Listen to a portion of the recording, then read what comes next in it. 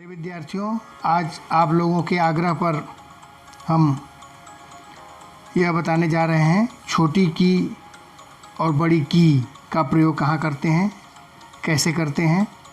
आप लोगों ने बहुत आग्रह किया था, इसलिए इस पर सेंटेंस बनाते समय, एग्ज़ाम में आंसर लिखते समय ये अक्सर गलती होती है कि छोटी की होगा कि बड़ी की होगा। तो इसको हम बताने जा रहे हैं, ध्यान से आप लोग देखें। पहले हम सबसे पहले छोटी की इसको बोलते हैं की और बड़ी की को बोलते हैं की। तो छोटी की का प्रयोग कब और कहाँ करते हैं, तो सबसे पहला है ये नंबर 1 पर, दो वाक्यों या वाक्यांशों को जोड़ते समय। दो अगर वाक्य या वाक्यांश, वाक्य का अंश अगर हम जोड़ते हैं, उस स्थिति में छोटी की का प्रयोग करते हैं। अब इसमें हम बता देते हैं, खास करके मिश्र वाक्य रचना के आधार पर वाक्य भेद हम अगले मेरा वीडियो है उसको आप लोग देख लेंगे। तो वाक्य रचना के आधार पर सरल, संयुक्त और मिश्र वाक्य हमने बताया था उसमें। तो मिश्र वाक्य की जो बात हुई थी उसमें, तो मिश्र वाक्य में एक प्रधान होता है, प्रधान उपवाक्य, और एक आश्रित उपवाक्य।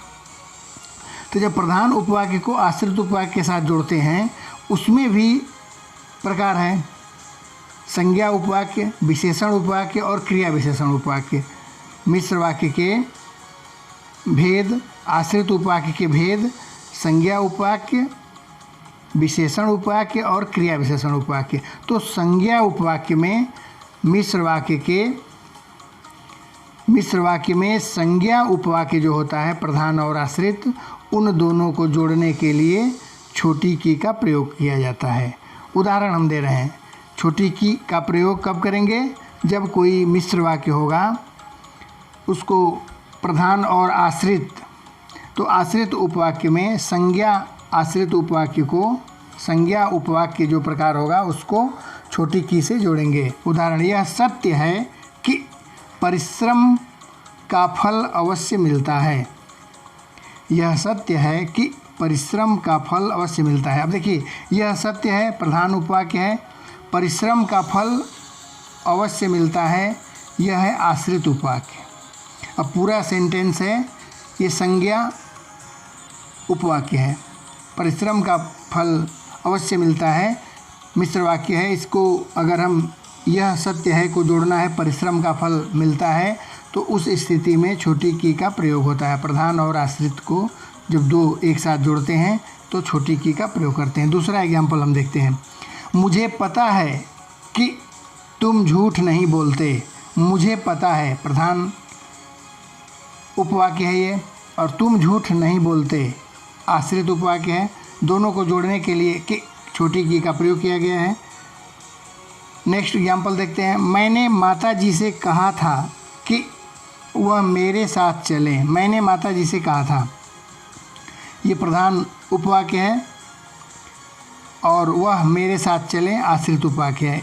तो प्रधान और आश्रित उपवाक्य दोनों को जोड़ने के लिए छोटी की का प्रयोग करते हैं, खास करके संज्ञा उपवाक्य में।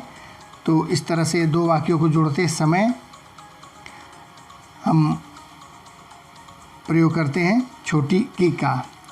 दूसरा क्या है, कहाँ पर करते हैं, विकल्प के स्थान पर। अगर हमें विकल्प देना हो, दो सेंटेंस में, दो चीज़ों में हमें विकल्प देने की बात जहाँ करनी हो, उस कंडीशन में भी छोटी की का प्रयोग करते हैं।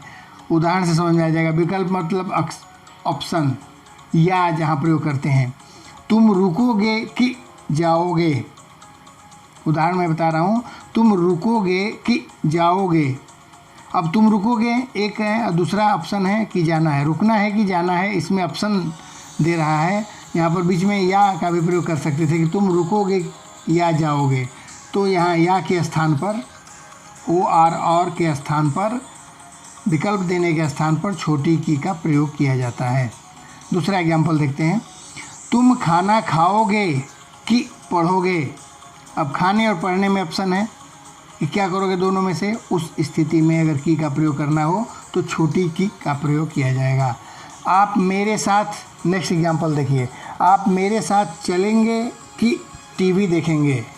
अब चलना और टीवी देखना, साथ चलने की बात हो रही है या टीवी देखने की बात, इन दोनों में ऑप्शन है। तो इसके बीच में अगर की का प्रयोग करना हो, ऑप्शन देने वाले स्थान पर, विकल्प के स्थान पर अगर की का प्रयोग करना हो तो छोटी की का प्रयोग किया जाता है। तीसरा, क्रिया के बाद अगर किसी की का प्रयोग करना हो तो वहाँ पर छोटी की का प्रयोग होता है। जैसे कबीर दास जी ने कहा है कि ईश्वर निराकार हैं। कहा है, कहना और होना, ये दोनों क्रिया है। तो इस क्रिया के बाद अगर की का प्रयोग किया गया तो वहाँ छोटी की का प्रयोग होगा। कबीर दास जी ने कहा है कि ईश्वर निराकार है। दूसरा एग्जाम्पल देखते हैं। पिताजी ने कहा कि उठकर पढ़ो। पिताजी ने कहा, कहना ये भी क्रिया है, क्रिया के बाद प्रयोग किया जा रहा है, उठकर पढ़ो, तो यहाँ पर भी छोटी की का प्रयोग किया जाएगा। गीता में कहा गया है कि आत्मा अमर है। देखिए यहाँ पर भी कहा गया है, ये क्रिया है, ये भी कहना और है, तो इस क्रिया के बाद छोटी की का प्रयोग किया गया है। तो इस तरह से इन 3 स्थानों पर छोटी की का प्रयोग करते हैं। लेकिन निष्कर्षतः अगर हम देखते हैं तो एक चीज़ इसमें, अगर हम सभी उदाहरणों को देखें, फिर से एक बार पढ़ करके आप लोग देखेंगे कि सभी उदाहरणों को देखते हुए मुख्य बात यह है कि छोटी की का प्रयोग हरदम क्रिया के बाद ही आता है। जो भी एग्जाम्पल आप देखेंगे तो छोटी की का प्रयोग जो भी किया गया है, जहाँ भी किया गया है, तो क्रिया के जस्ट बाद, क्रिया के तुरंत बाद अगर की का प्रयोग करना है तो छोटी की का ही प्रयोग किया गया है। तो निष्कर्ष रूप में हम कह सकते हैं इस चीज़ को, ये सारा एग्जाम्पल को एक साथ समेटते हुए अभी जो बताने जा रहा हूँ इसको अगर ध्यान रखेंगे तो गलती बिल्कुल नहीं होगी। छोटी की का कहाँ प्रयोग करते हैं स्पष्ट हो जाएगा। तो निष्कर्ष रूप में हम कह सकते हैं कि किसी भी क्रिया के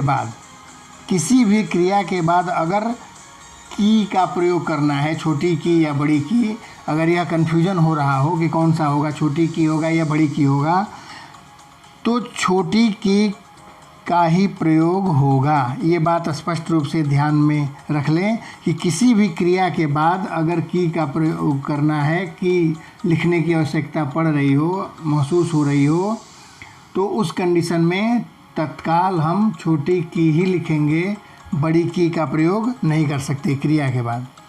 तो इस तरह से ये छोटी की क्लियर हो गया। अब हम बड़ी की के विषय में देखते हैं, बड़ी की का प्रयोग कहाँ करते हैं और कब करते हैं। तो बड़ी की का प्रयोग नंबर 1 है संज्ञा या सर्वनाम का अन्य संज्ञा के साथ जोड़ने या संबंध स्थापित करने में। ध्यान से सुनिए, पहला पॉइंट है कि संज्ञा या सर्वनाम का किसी अन्य संज्ञा के साथ जोड़ना हो, उसके साथ संबंध स्थापित करना हो, एक दूसरे से जोड़ना हो, तो वहाँ पर बड़ी की का प्रयोग करते हैं। जैसे राम की कलम, राम संज्ञा है और कलम भी संज्ञा है, तो इस राम का कलम के साथ संबंध जोड़ना है तो उस समय बड़ी की का प्रयोग होगा। राम की कलम खो गई। दूसरा एग्जाम्पल, रमेश की बहन आ रही है। जैसे रमेश संज्ञा है और बहन वो भी संज्ञा है, तो रमेश का संबंध बहन के साथ जोड़ना है। उस स्थिति में एक संज्ञा का दूसरे संज्ञा के साथ या सर्वनाम का संज्ञा के साथ अगर संबंध स्थापित करने के लिए की का प्रयोग करते हैं तो उस स्थिति में बड़ी की का ही प्रयोग होगा। उसकी, अब उस सर्वनाम है, उसकी कमीज लाल है, तो यहाँ पर भी बड़ी की का प्रयोग होगा।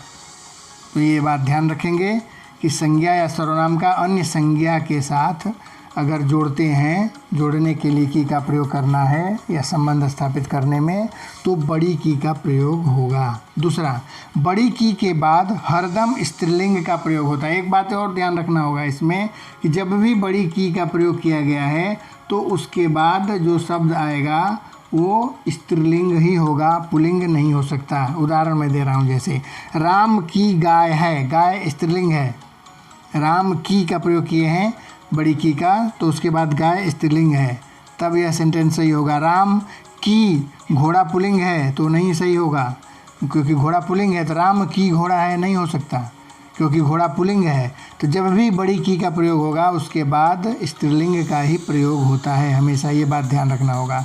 जैसे उस की बहन आई है, बहन तो स्त्रीलिंग है तो सही है, उसकी बहन आई है। लेकिन अगर स्त्रीलिंग बहन की जगह अगर हम पुल्लिंग कर देते हैं, उसकी भाई आई है या आया है, उसकी भाई आया है तो गलत होगा, या आई है उसका होगा, भाई आया है। तो इस तरह से जब भी पुल्लिंग के पहले बड़ी की का प्रयोग नहीं होगा, बड़ी की का जब भी प्रयोग किया गया है तो उसके बाद स्त्रीलिंग ही आएगा। नेक्स्ट तीसरा पॉइंट देखते हैं। कर क्रिया का धातु रूप है कर, या करना क्रिया है, क्रिया के मूल रूप को धातु कहते हैं। तो कर धातु के भूतकाल के प्रयोग में, अगर कर या करना को भूतकाल में प्रयोग करना हो, पास्ट टेंस में प्रयोग करना हो, तो उस स्थिति में बड़ी की का प्रयोग होता है। ये तीसरा पॉइंट है। जैसे उदाहरण से स्पष्ट हो जाएगा, मैंने किसी से झगड़ा नहीं की। ये की करना, किया, करना का पास्ट टेंस है, भूतकाल रूप है कर का, कि मैंने किसी से झगड़ा नहीं की, तब बड़ी की का प्रयोग होगा। तुमने अपना काम क्यों नहीं की, यहाँ भी की भूतकाल का प्रयोग किया गया है। तो जब भी कर या करना, कर धातु का भूतकाल में प्रयोग करना हो तो वहाँ पर बड़ी की का प्रयोग होता है। क्या तुमने चोरी की है, तो यहाँ भी बड़ी की का प्रयोग होगा, क्योंकि करना का ही पास्ट टेंस भूतकाल का प्रयोग है। क्या चोरी तुमने की है। अब इसका भी हम निष्कर्ष देखते हैं कि क्या निकला। क्रिया के बाद, अब ध्यान से समझिए, पूरे सारे एग्जाम्पलों का निचोड़ बड़ी की का अभी हम बताने जा रहे हैं। क्रिया के बाद यदि बड़ी की या छोटी की का प्रयोग नहीं है तो क्रिया के बाद तो छोटी की का प्रयोग होगा। क्रिया के अगर तुरंत बाद प्रयोग करना हो तो छोटी की का प्रयोग होगा। लेकिन अगर क्रिया के बाद नहीं है तो वहाँ बड़ी की का ही प्रयोग होता है। अगर क्रिया के तत्काल बाद प्रयोग नहीं करना है, तब क्रिया के बाद तुरंत अगर की का प्रयोग करना है तो छोटी की का होगा। लेकिन क्रिया के बाद अगर प्रयोग नहीं करना है, कहीं और अन्य स्थानों पर करना है, तो वहाँ पर क्रिया के भूतकाल के प्रयोग में भी की का प्रयोग होता है। फिर से ध्यान से सुन ले, क्रिया के बाद यदि बड़ी की छोटी की का प्रयोग नहीं है तो वहाँ बड़ी की का ही प्रयोग होता है, तथा करना क्रिया के, करना या कर क्रिया के भूतकाल के प्रयोग में भी बड़ी की का प्रयोग होता है। तो उम्मीद है कि आप लोगों को समझ में आ गया होगा। कि किसी भी तरह की कोई समस्या हो तो निश्चित रूप से कमेंट बॉक्स में लिखें, उसे यथाशीघ्र दूर करने का प्रयास किया जाएगा।